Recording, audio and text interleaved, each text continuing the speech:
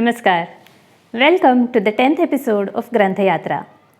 We have been meeting every Friday evening for the past 2.5 months and getting acquainted with the best books in Marathi literature. All of you have given a huge response to this series and greatly boosted our enthusiasm. Many of you have sent us recommendations about the books that you would like to be featured in Granthyatra. A big thank you to all of you. We will certainly try to accommodate as many of those books as possible. We began with the books written in the 13th century and we have now reached the 18th century. We first looked at the Bhakti literature written in this period. We then examined the poetry written by the erudite Pandit poets in the 17th century. Today we are going to discuss Shlok Kekavali, a poetic creation by Moropant, the last and the most famous of these Pandit poets. Mastery over language, erudition, construction of sentences similar to syntax in Sanskrit, wordplay, and flowery language are considered to be the characteristics of Pandit poets. Well-read scholars who were familiar with Sanskrit texts appreciated such poetry for its flourish. But these characteristics also made their poetry difficult to understand for the common readers. All these features were also present in Moropant's poetry. And yet, his Shlok Kekavali is an important milestone in Marathi literature. Let us see why. Moropant was born in 1729 at Fort Panhala in Maharashtra. He completed his education there and then settled down at the town of Baramati. He received patronage from Babuji Naik, the son-in-law of the Peshwas, and he began his career as a narrator of Puranas. His intellectual brilliance, his passion for reading, and his mastery over Sanskrit made his narrations captivating. Simultaneously, he also began writing poetry. The Arya meter, which had been in use since the time of Sanskrit poets, was very dear to him. When Moropant was a young boy, his family had once denied him permission to attend the kirtan of the famous narrator Revadikar. Then he had expressed his displeasure by composing a couplet in the Arya meter. Nitya tumhi prabhupashi pedhe barfi nava khava khava, parimya eke divashi revadicha swadakana chakhava. You enjoy sweets like pedha and barfi all the time. Why can't I taste the ambal revdi even once? Revdi is also a popular sweet, and he made clever use of the word to denote the performer's name. Moropant began by writing long narrative poems Krishna Vijay and Prahlad Vijay in the Arya meter. He also composed Sita Geet, Savitri Geet and Rukmini Geet in the OV meter.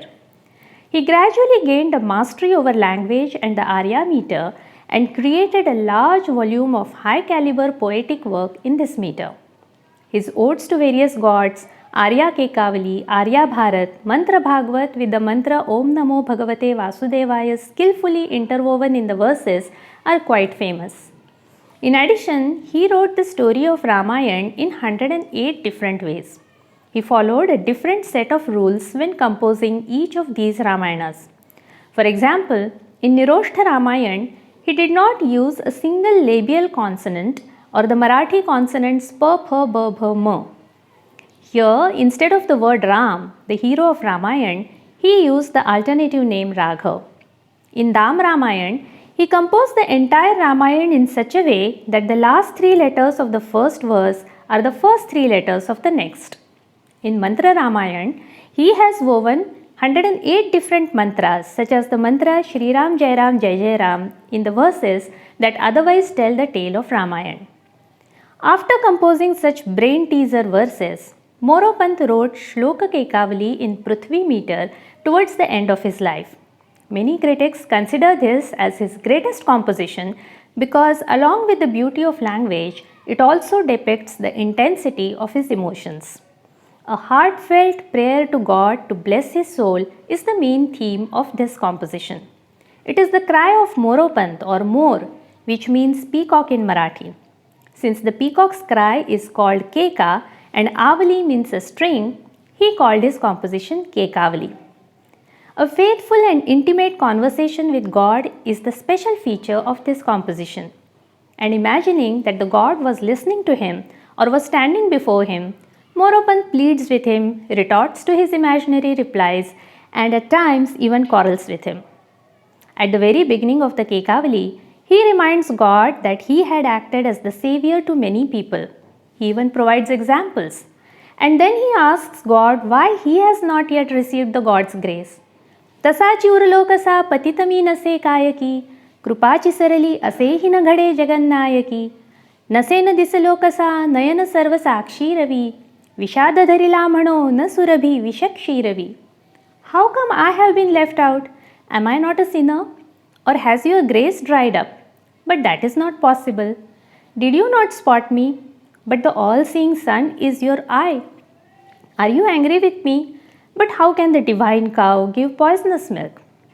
Then he resorts to some flattery of the god. You lifted mountains like Dronagiri, Mandar and Govardhan. In your Varaha incarnation, you lifted the entire earth.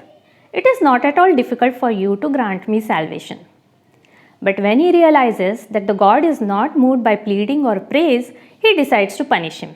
न पावसी म्हणोनि मी म्हणतसे तुला आळशी. Moropant calls him lazy because he has not yet responded to his prayers.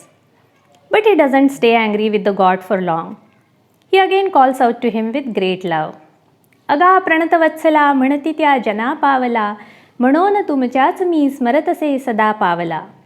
O beloved of devotees, you grant grace to others, which is why I bow down to you. The beauty of Moropant's poetry lies in his language. In these couplets, he achieves a dual meaning by using words which are phonetically similar but different in meaning. Even though Moropant sets the god up to task, he is aware of his own shortcomings. In fact, he is convinced that he has not yet received God's grace because of the grave nature of his sins. He describes how river Ganga, who is known to wash away all sins of her devotees, is frightened by his unforgivable sins. मला निरखिता भवच्चरण कन्यका आपगा म्हणे अगई ऐकलेही न कधी असे पापगा. कर श्रवणी ठेविते नुघडी नेत्र घे भीतिला न घालिन भिडेस मी जरी ही कार्य लोभी तिला. He creates a vivid word picture of the river goddess closing her eyes and ears on seeing his sins. Moropant appreciates his blessings in life and thanks the god for his fortunate circumstances. पटुत्व सकलेंद्री मनुजता सुवंशी जनी द्विजत्व ही दिले भले बहु अलभ्य जे की जनी. यशश्रवण कीर्तनी रुचि दिली तरी हावरा म्हणे अधिक द्याच की अखिल याचकी Howrah. You have given me a healthy body, made me a human being. I am born in a good family and belong to the Brahmin caste. You gave me a taste of reading and listening to your tales, and yet I ask for more, he says. But you won't accuse me of being greedy, because you have a loving nature. But I myself realize my greed and apologize to you. In this way, Moropant continues his conversation with God. And don't even think of taking away any of these blessings, for it may tarnish your image, he tells God. Let us hear from Professor Avinash Sangolekar about the beauty of language used by Moropant in Shlok Kekavali. अर्चना मिरजकर यांनी मोरोपंतांच्या श्लोक केकावलीच्या संदर्भात खूप उत्तम विवेचन केलेलं आहे. तेच विवेचन थोडंसं पुढे मी नेण्याचा प्रयत्न करतो आहे. आपणा सर्वांना हे माहिती आहे की मध्ययुगीन मराठी काव्य वाङ्मयामध्ये पंडिती काव्य हा एक महत्त्वाचा काव्य प्रवाह आहे आणि त्यामध्ये सर्वश्रेष्ठ पंडित कवी म्हणून मोरोपंतांचा अंतर्भाव आपण करत असतो. मोरोपंतांच्या प्रचंड काव्य भांडारामध्ये अगदी आयुष्याच्या अखेरीस त्यांनी रचलेलं जे काही श्लोक केकावली हे काव्य आहे ते आपण थोडक्यात बघूया.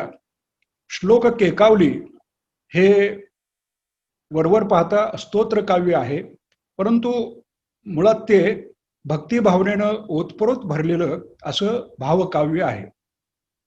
मोरोपंतांनी परमेश्वराची विनवणी करताना वेगवेगळ्या भूमिका स्वतःकडे घेऊन ती विनवणी केलेली आहे. कधी सर्गीची भूमिका वापरलेली आहे, कधी भांडण्याची वावदुकतेची भूमिका स्वीकारलेली आहे, कधी वकिली युक्तिवाद केलेला आहे. आणि हे सगळं करत असताना त्यांनी जे काही भाषेचं सौंदर्य, शब्दांचं सौंदर्य पेरलेलं आहे, योजलेलं आहे, ते पाहिल्यानंतर आपण थक्क होऊन जातो. म्हणजे पंडित कवींनी मराठी भाषेला खूप अलंकृत केलं, खूप सुशोभित केलं, असं जे म्हणतो त्याचा प्रत्यय आपल्याला मोरोपंतांच्या श्लोक केकावली मधल्या त्यांच्या भाषा सौंदर्यामधून पदोपदी पाहायला मिळतो. मुळात हे काव्य 122 श्लोकांचं आहे. त्यातल्या शेवटच्या 122व्या श्लोकाचा अपवाद वगळता आधीच्या सगळ्या 121 श्लोक हे पृथ्वी नावाच्या वृत्तामध्ये बद्ध आहेत. आणि साधारणपणे 11 श्लोकांचा एक गट असा करत करत आशयाच्या दृष्टीनं या श्लोक केकावलीची विभागणी अभ्यासक करत असतात. तर श्लोक म्हटल्यानंतर 4 चरण असतात त्याच्यामध्ये, आणि मोरोपंत बऱ्याचदा 4 चरणांचं यमक साधनं, त्याच्याच बरोबर ही यमक अनेकाक्षरी योजनं, अशा प्रकारची काही भाषिक कौशल्य ते सफाईदारपणे वापरताना दिसतात. एक उदाहरण मला सांगता येईल की 95व्या क्रमांकाचा जो श्लोक आहे, ज्यामध्ये मोरोपंतांनी मातृमहिमा वर्णन केलेलं आहे, त्याच्यामध्ये कसं 4 चरणामध्ये त्यांनी यमक साधलेला आहे पहा. पिता जरी विटो न जननी कुपुत्री विटे, दयामृत रसार्द्रधी न कुलक जले त्या किटे, प्रसाद पट झाकीसी परा गुरुचे थिटे, म्हणून म्हणती भले न ऋण जन्मदेचे फिटे. तर ह्याच्यामध्ये एकच यमक 4 चरणामध्ये कसं योजलेलं आहे ते आपल्याला पाहायला मिळतं. बऱ्याचदा मोरोपंतांनी अर्थाची हानी होणार नाही याची दक्षता घेऊन मोठी मोठी यमकं, म्हणजे अनेकाक्षरी यमकं योजलेली आढळतात. मला जो उद्धृत करावासा वाटलेला श्लोक आहे तो 87व्या क्रमांकाचा श्लोक आहे. याच्यामध्ये त्यांनी 9 अक्षराचं यमक कसं योजलेलं आहे पहा. त्यातले 2 चरण मी आपल्या पुढे उद्धृत करू इच्छितो.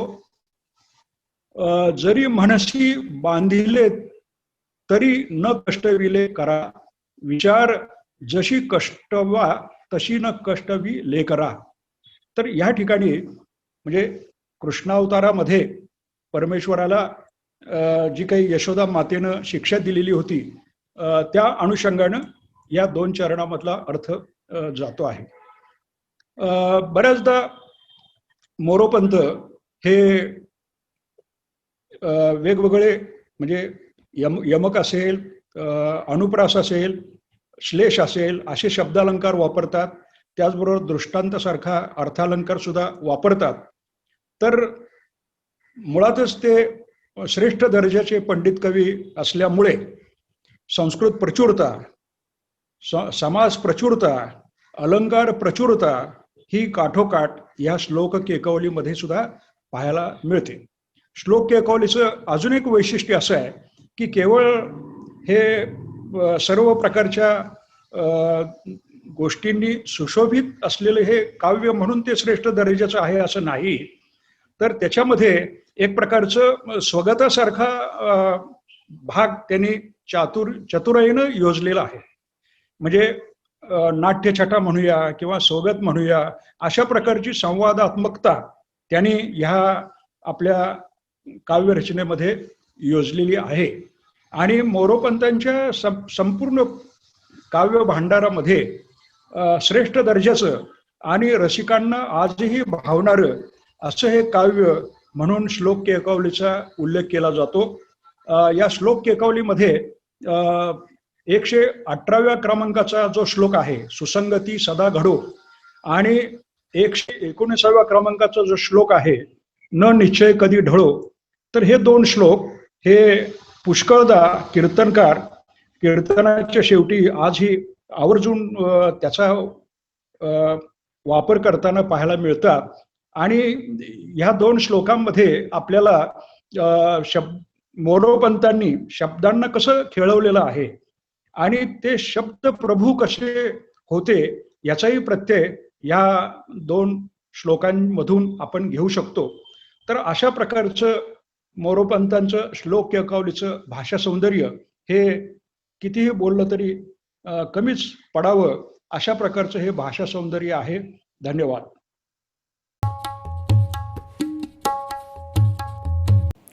Pant is aware that his poetic creation, adorned with many embellishments, is very pretty. He imagines it to be his bejeweled daughter and hopes that the god will accept it as his beloved. म्हणोनी कविता सुता तुझ समर्पितो साजरी नसे बहुतशी गुणी कनक पीतवासा जरी. I present my poetic offspring to you, even if she may not be very beautiful, she is honest and good. She refuses to wed anyone else except you, so please accept her and oblige me. Moropant says, O God, you like Sudama's simple grains of rice, you like Shabri's berries, then why won't you like my poem? Please accept this offering from me, because now I have turned impatient. And that is because कृतांत कटका मलध्वज जरा दिसो लागली पुरस्सर गदान सवे झगडता तनु भागली. The white flag of Lord Yama's army is visible, or in simple language, my hair has started turning grey and my body is now tired of facing calamities one after the other. You are my only support, and if you don't make haste, my enemy, which is death, will kill me. While he explains why he is waiting eagerly for God's grace, he also expresses concern about the God himself. अवश्य करणे खरे प्रणतरक्षण स्वोचित उशीर मग का बसो कृपण मीहि का शोचित.